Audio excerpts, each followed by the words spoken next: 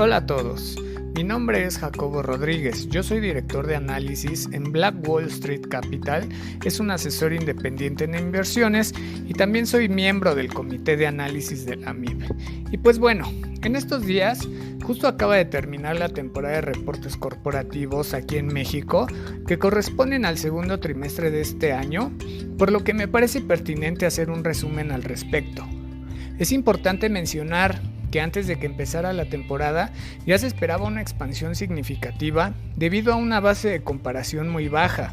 Tan solo hay que recordar que fue exactamente en el segundo trimestre de 2020 cuando se aplicaron las medidas de restricción más estrictas, esto por la pandemia del COVID, y justamente esto provocó que muchas actividades y empresas tuvieran que cerrar. En la actualidad, hay que decirlo, también todavía se perciben efectos por la pandemia, pero no queda ninguna duda que estamos dentro de una fase de recuperación y justamente esto se vio reflejado en los resultados de las empresas. En primer lugar, vamos a decir que el agregado de emisoras industriales y de servicios que se encuentran en la muestra del IPC registró un crecimiento de los ingresos de 14.84%. De esta manera se superó el estimado que nosotros teníamos de un crecimiento de 8%. Y pues bueno, las emisoras que presentaron los crecimientos más significativos son aquellas que se vieron afectadas directamente por el COVID en el 2020 y que tuvieron que cerrar totalmente sus actividades. Este es el caso de sectores como el de aeropuertos, por ejemplo, pero también podemos mencionar el de restaurantes y departamentales. De esta manera, las expansiones más significativas por emisoras las presentaron OMA y GAP, que presentaron crecimientos de más de 200%, mientras que el caso de Azur, Alsea y Liverpool presentaron crecimientos de más de 100%, esto recuerden para los ingresos. Y de manera contraria, las emisoras que presentaron contracciones en los ingresos son Gruma y Bimbo, aunque es importante mencionar que esto ya se tenía estimado debido a que son emisoras que tienen operaciones en el extranjero y en el segundo trimestre de este 2021 el peso mexicano presentó una apreciación considerable, principalmente frente al dólar estadounidense. Por otro lado, el EBITDA agregado del IPC creció 36.5%. Esto se compara de manera favorable frente al estimado que nosotros teníamos en 24.65%. Es importante detenerse en este concepto ya que hemos observado eficiencia operativa en muchas empresas mexicanas. Esto quiere decir que las empresas se han enfocado en el control de gastos, lo que permite que los márgenes se expandan.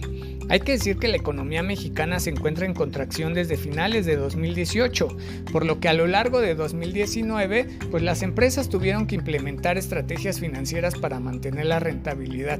Y justamente estas eficiencias provocaron que las empresas no llegaran en una situación tan delicada a la crisis por COVID y que por lo tanto se pudiera sortear este impacto de buena manera. Evidentemente existen algunas excepciones, pero en general muchas empresas mexicanas han presentado esta dinámica. Y finalmente, en el caso de la utilidad neta agregada del IPC, esta presentó una expansión de 349% año contra año. Y de esta manera también se supera nuestro estimado, que era una expansión de 313%. Y en este caso hay que mencionar lo que además de los buenos resultados operativos que justamente acabamos de mencionar, también hay que añadir que en 2020 algunas emisoras presentaron gastos no recurrentes, principalmente en el concepto de impuestos, y a lo anterior también se le debe sumar que la apreciación del peso mexicano y la disminución en tasas de interés provocaron que los costos financieros disminuyeran. Todo lo anterior explica justamente esta fuerte expansión que se presentó en el concepto de utilidad.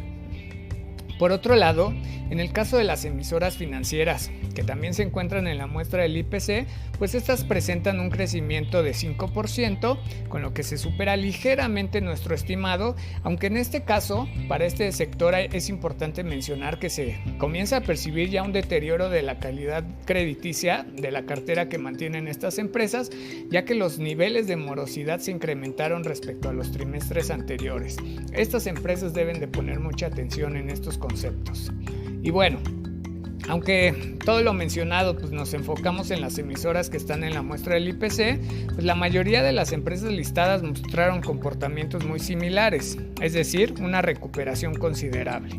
Y pues bueno, estos resultados también dan soporte a que el mercado accionario local pues se siga apreciando. Además, también muchas empresas con base en estos resultados pues han revisado al alza sus guías de resultados para todo el 2020. Esto quiere decir que la expectativa es muy positiva, sobre todo por el lado fundamental corporativo. Y justamente los propios resultados provocan un abaratamiento del mercado local, por lo que la razón precio-utilidad, que es uno de los múltiplos más utilizados en el mundo, actualmente se ubica por debajo de 15 unidades.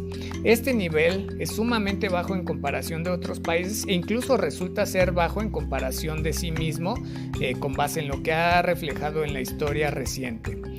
Por todo lo anterior que hemos estado comentando, pues nosotros revisamos al alza nuestro estimado para el IPC hacia finales de este 2021 en 54.300 unidades. Esto representaría más o menos una apreciación de alrededor del 6% respecto a los niveles actuales.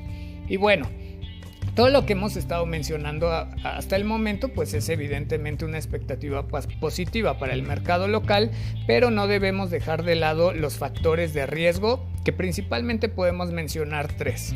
En primer lugar, podemos mencionar que el aceleramiento de la inflación en nuestro país y en el mundo se está dando de manera permanente, y esto pudiera presionar a que los bancos centrales tomen medidas muchísimo más restrictivas en cuestión de política monetaria, justamente para que las expectativas inflacionarias disminuyan. De hecho, se estima que Banco de México incremente la tasa de referencia en 50 puntos base antes de que termine este 2021.